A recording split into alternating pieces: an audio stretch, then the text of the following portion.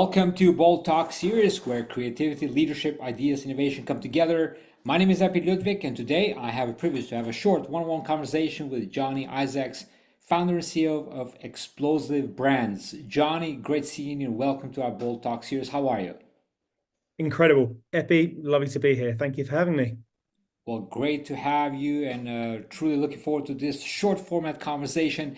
Johnny, first thing first, give us an overview of Explosive Brands and what made you start it.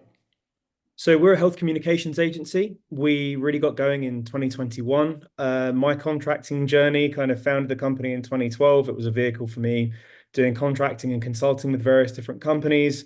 Lots of a checkered history and past in terms of working across education tech, publishing, luxury fashion, and then found our way into health. And really, that's where the passion for seeing positive health outcomes for patients came from. And so the people that we work with are trying to create that for people, and that's the mission that we're on. Fantastic. So, Johnny, you mentioned health. Is it mostly focused on health products, health services? And how are you different from other marketing or branding agencies? Yeah, so we primarily focus in kind of like med tech, pharma, biotech, and the clients that we work with really are on a mission to improve patient lives through their medicines. What separates us from others is really the fact that my lean from a previous user experience life and the different backgrounds that I've had are not necessarily isolated to just one discipline. I actually think that one of the things that separates a lot of people is a diversity of experience that gives a better creative intelligence. That means that, as Steve Jobs would say, you can connect the dots looking backwards, you never connect them looking forwards. And so one of the things that we've really been able to do is whenever we've proposed or a solution or tackled a problem in a new way, it meant that we could apply a new innovative mindset to something that maybe was drawn from another industry that we'd worked within or somewhere else that we'd been exposed to. So that's really what separates us. And within that kind of lens of health, it covers all things. As I say, it's quite a diverse range of clients that we work with, but it's an incredible journey to learn from amazing people doing incredible work. So yeah, so Johnny, health tech. I mean, this is a very innovations 10x in a way, and we're living in time where there's a lots of innovations coming in the not just the instruments, but in the way how we carry out about health with the IoTs and everything else. Can you highlight any recent innovations or upcoming technology developments that you've seen in a health tech that you're excited about? Oh goodness. So I mean there's so many. You could literally go on ad nauseum about these different innovations, but one of the ones that I'm particularly excited about, but I temper it with a little bit of a note of caution is, the idea of digital twins within kind of your own physical health. So you mentioned IoTs, you mentioned kind of wearables and things like that. So you've got your rings, your Fitbits, your all of the bands and things that you can wear. This gives you a greater degree of insight in any health vertical that you might be looking at, whether it's your heart rate variability, your blood pressure, whatever.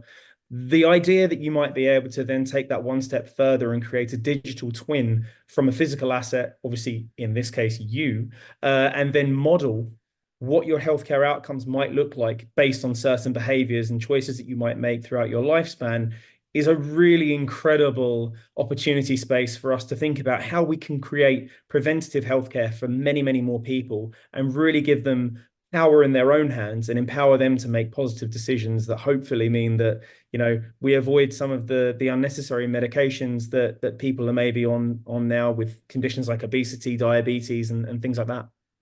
Yeah, preventive. Yeah, that's really amazing. Now, obviously, there's a you have to give in something in order to get, right? So in this case, we're giving lots of data, private data, to have such technologies. What do you take in this? Like, who should have access to it? Today we just don't know. Like, Yeah, so this is a really interesting one, obviously, because whomever controls the data controls what they can do with it. And so, there is understandably a nervousness around data as Does it go to the pharma company that might want to sell you more drugs? Does it go to an insurance provider who goes bumps up your premiums based on some of the reads and stuff like that that you're doing, or other behaviors that are engaging in? I think one of the key things for me is that actually there should be centralized ownership of data from the patient point of view. The patient should be responsible for their data, and that probably is going to be through some sort of gated access. Now, this is potentially a perfect example where blockchain, for example, could be a solution here. Centralized patient record, the patient owns that and then facilitates whomever they want access to that information at the appropriate time, but they can turn that off when they don't want them to have access to it. That's something that could be an opportunity space for us. But then obviously what you could do, take some of that data, and then as long as it goes through kind of like an anonymization layer, you basically have these large data sets that can be used for modeling of healthcare populations that then might mean that people can, that those larger companies can do something positive with that, but from anonymized data sets, rather than being able to specifically target customers in the same way that we're used to seeing with things like advertisements, targeted advertising on, social platforms and stuff like that. That's really where I think that it has to be the patient that owns that data, and I think that there needs to be greater responsibility and onus put on the patient actually having that responsibility in order to preserve and protect them on a longer term basis. Yeah. Well, we don't have that option today that much. I mean, or if it's there, we don't know that it exists, right? Mm. Yes, there are some platforms that are trying to kind of bring this forward. I do think there is more of a shift towards patients wanting to know more about their electronic health records. There's companies like Patients Know Best. That is a platform that basically enables a patient to have their entire medical history and record. There's other platforms like Immunis, and Immunis is a vaccination record. So basically, that enables you to be able to see all of the vaccinations that you might have had throughout your lifetime, and then advise you on some of those that you might be willing to top up or needing to top up. But obviously, what that does is it puts the power in your hands. You're able to control the decisions for your healthcare based on the records that are available to you. So these are things that are being looked at. They're not maybe quite there as we discussed previously in terms of having that gated access to it. However, there is a strong push towards it, and I think that we're seeing some positive strides in that direction. Yeah, I mean, you mentioned about centralization. I like the centralization from a point of view, from a patient point of view, like a patient can decide what we're given, but not the centralization from the organization point of view, right? Mm. Like, how could a big organization know more about my health that I should know about my health, and not each of our bodies are not made the same, right? We're spirit beings, we have a very different behaviors, the way how we eat, the way how we do things, the way how we meditate. So each of our bodies are very different, and so we should not have this idea that the one organization should pretty much control this. Like, this goes back and probably could be some controversial, but it's a fact of the matter, like the way how it was with COVID, right?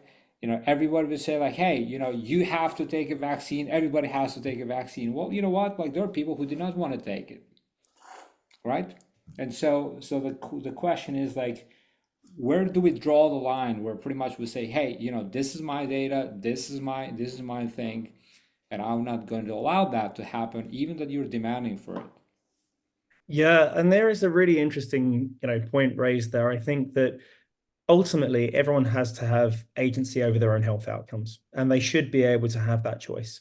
Being forced into any situation becomes an authoritative state and an authoritarian regime. And that's something that's really, really dangerous, I think. As soon as you start going down that pathway, very, very difficult and a very slippery road. However, you've got to weigh, again, certain instances, you've got to weigh kind of what's the benefit for the most versus kind of like the minority who maybe don't want to, participate in this thing. So there's always checks and balances in all of these situations, but fundamentally, when it comes to a person's individual health, absolutely they should have agency over that. And I don't think that anyone should be in a position where they can force or enforce anyone to participate or have something that they don't want, and equally infringe upon their civil liberties and ability to engage in society and participate in society just because they've made a decision. I think we see a lot of this in some of the other situations in the world at the moment. There's very polarizing viewpoints on many things, and you know, I should be able to respect someone's decision whether or not they want to put something into their body. Whether or not that's a choice I would make is another matter, but that's my choice. It Yeah, isn't theirs, but I need to respect it. yeah, yeah. Great point. Now, obviously, in the you know, it takes a leadership to get things done, right? Mhm. So, how do you define your leadership style, and what principles guide your decision making? Well, I think my leadership style is very much I try not to kind of be the boss, quote unquote. I try to offer suggestions, opportunities for dialogues and try and bring people along in that shared vision with me. My role is to create the conditions that enable success.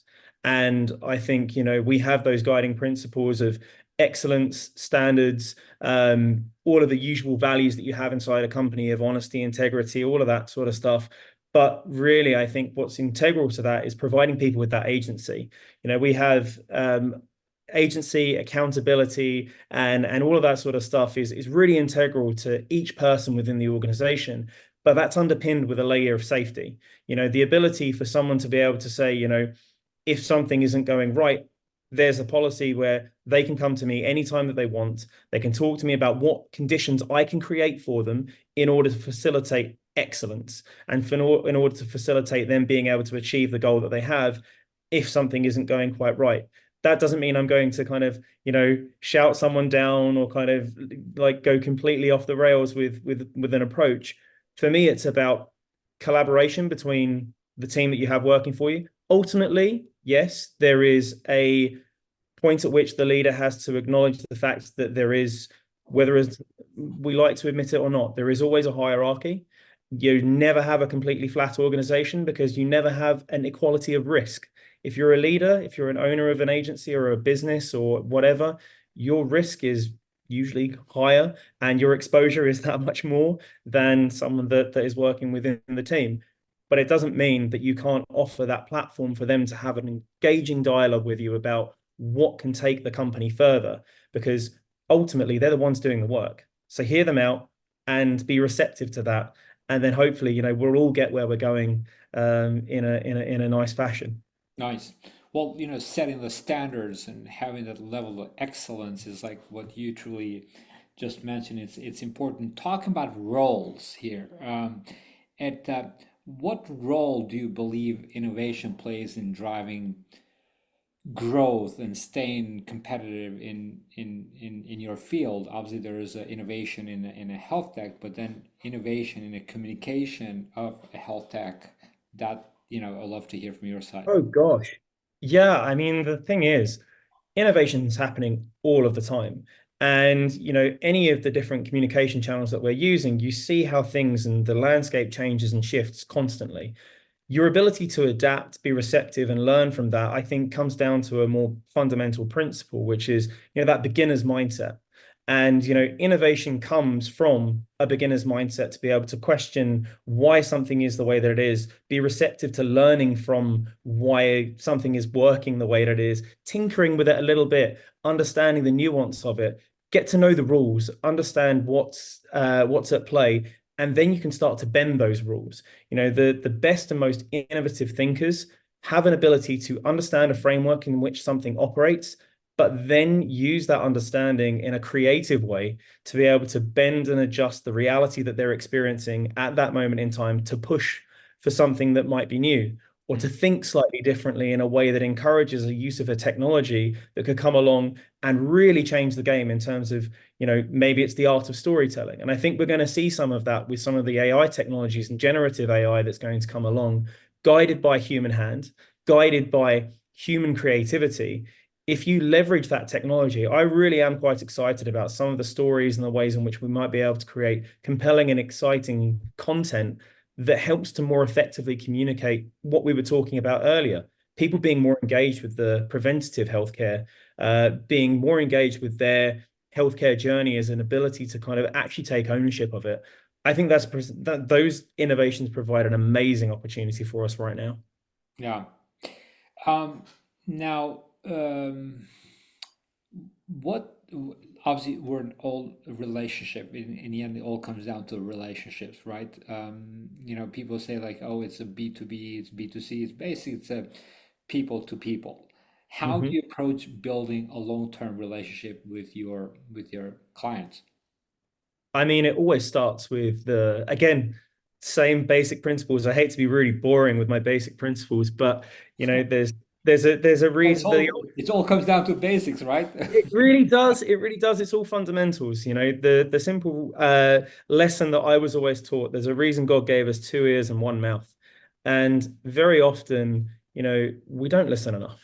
The Yeah. most important thing that we can do with our clients and building those relationships is actually to speak less, to understand and ask more questions. Really listen to someone and engage not with a point of view of response, but seek to understand their point of view and really consider what they're saying. In those moments, you'll often get gems that you'll be able to ask a more engaging question later on. If you just put off your desire to speak right then and there, where someone says something really interesting that you like, oh, well, I've got something really, really good here, I really, really want to respond.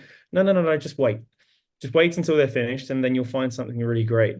And then, I think that that's a really good watchword for building relationships, because it makes people feel seen, heard, and it builds trust. And trust, as anyone who has any sort of client business knows, is the foundation of any positive long-term relationship that you'll have. Yeah. Well, it's a foundation of business, foundation of economy, foundation of relationship, everything's well said. Johnny, what does a word bold mean to you? Oh, bold means frontier thinking.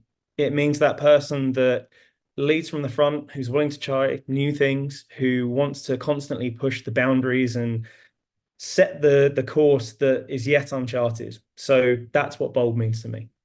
Nice. Setting new frontiers. That's the way to do it. Always be bold, Johnny. Congrats with your all achievements. Thank you for joining me in this Bold Talk series, and looking forward to seeing you again soon. Until next time, take care, be great, and be bold. Thanks so much, Epi. It's been epic. Cheers, my man.